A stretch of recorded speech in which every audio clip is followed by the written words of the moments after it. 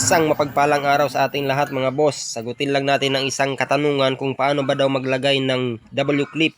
Shoutout sa iyo bossing. Meron ako ditong W-clip na 3 fingers na ang kapal ay 0.7. Yung isa nito ay 4 fingers.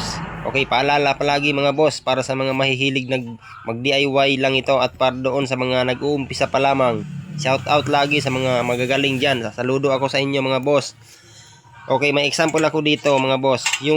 Ito yung tinatawag nating W-clip na kung saan ito ang nagbubuhat sa mga metal fairing sa ceiling. Ikakabit nyo lang siya dito sa metal fairing sa groove niya sa loob. Tapos isabit sa steering channel at i-fold nyo. Unahin nyo palagi kung kayo maglalagay yung nakatalikod na parte ng steering channel bago ang nakaharap. Dapat double lagi ang ilalagay nyo na clip mga boss. Huwag nyo titipirin kasi dyan nakasalalay ang tibay ng mga metal fairing. Kung wala kayong W-clip, pwede rin kayong mag-improvise gamit lamang din ang metal fairing. I-rebit nyo lang siya mga boss. Talagang solid sa tibay pag ganyan. Ito yung sinasabi ko mga boss na dapat unahin nyo palagi ang nakatalikod na steering channel bago ang nakaharap.